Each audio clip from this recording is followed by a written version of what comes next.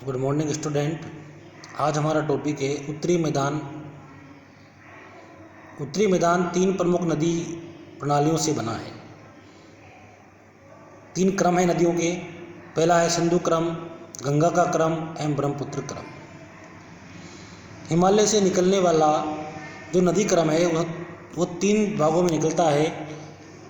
पहला सिंधु, दूसरा गंगा और तीसरा ब्रह्मपुत्र तथा इनकी सहायक नदियों से बना है। ये मैदान जलोढ़ मृदा से बना है।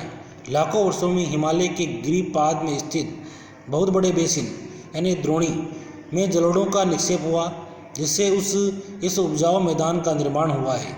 इसका विस्तार 7 लाख वर्ग किलोमीटर के क्षेत्र पर फैला हुआ है।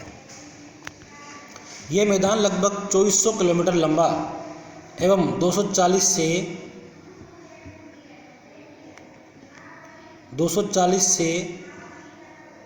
320 किलोमीटर चौड़ा है। ये सघन जनसंख्या वाला भौगोलिक क्षेत्र है। समृद्ध मृदा आवरण, पर्याप्त पानी की उपलब्धता एवं अनुकूल जलवायु के कारण कृषि की दृष्टि से ये भारत का अत्यधिक उत्पादक क्षेत्र है। उत्तरी पर्वतों से आने वाली नदियाँ निक्षेपण कार्य में लगी है। नदी के निचले भागों में ढाल कम होने के कारण नदी की गति कम हो जाती है, जिसके परिणाम स्वरूप नदियाँ द्वीपों का निर्माण होता है। ये नदियाँ अपने निचले भाग में गाद यानी मिट्टी की तह एकत्र हो जाने के कारण बहुत सी धाराओं में बढ़ जाती है। इन धाराओं को वितरिकाएं कहा जाता है। दोआब का अर्थ क्या है? दो नदियों के बीच का भाग। दोआब दो शब्दों से मिलकर बना है, दो तथा आब अर्थात पानी। इसी प्रकार पंजाब है। पंजाब में भी दो शब्दों का मेल है। पंज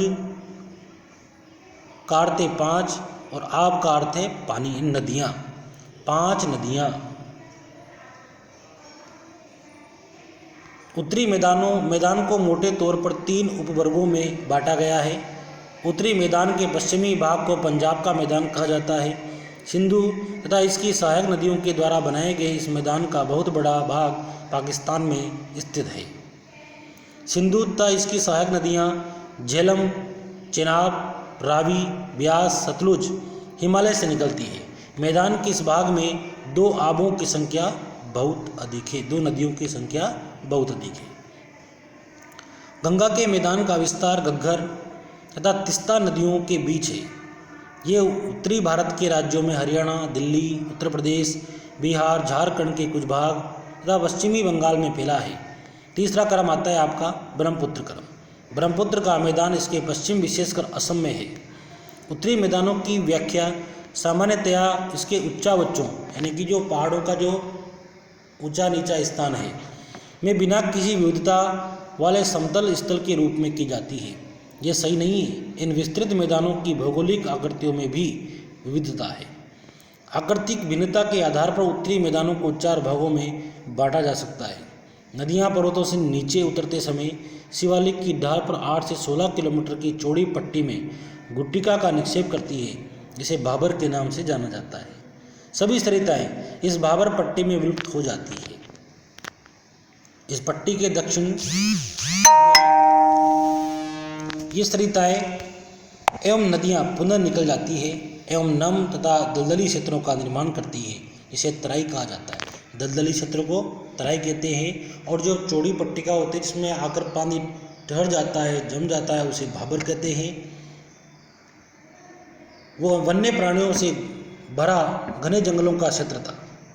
बंटवारे के बाद पाकिस्तान से आए शरणार्थियों को कृषि योग्य भूमि उपलब्ध कराने के लिए इस जंगल को काटा गया। इस क्षेत्र के दुधवा राष्ट्रीय पार्क की स्थिति ज्ञात कीजिए। उत्तरी मैदान का सबसे विशालतम भाग पुराने जलोढ़ का बना है। वे नदियों के बाढ़ वाले मैदान के ऊपर स्थित जो ऊंचा क्षेत्र होता है, जहाँ पानी बहकर आता है, जहाँ ऊंचा स्थान बन जाता है, उसे कहते हैं पुराने जलोढ़। वे नदियों के बाढ़ वाले मैदान के ऊपर स्थित है तथा वेदिका जैसी आकृति बन जाती है। इस भाग को भाबर के नाम से जाना जाता है। इस क्षेत्र की मृदा में चूनेदार निक्षेप पाए जाते हैं, जिसे स्थानीय भाषा में कंकड़ कहा जाता है। बाढ़ वाले मैदान के नए तथा युवा निक्षेपों को खादर कहते हैं। इनका लगभग प्रत्येक वर्ष पुनर्निर्माण होता है। खादर हर वर्ष नए बन जाते हैं, नई मिट्टी पानी के साथ बहकर आती है और उससे हर साल एक नया खादर का निर्माण किया जाता है। इनका लगभग प्रत्येक वर्ष पुनर्निर्माण होता है, इसीलिए ये उपजाऊ होते हैं तथा गहन खेती के लिए आदर्श होते हैं। कल हमारा टॉपिक है प्रायद्वीपीय पठार।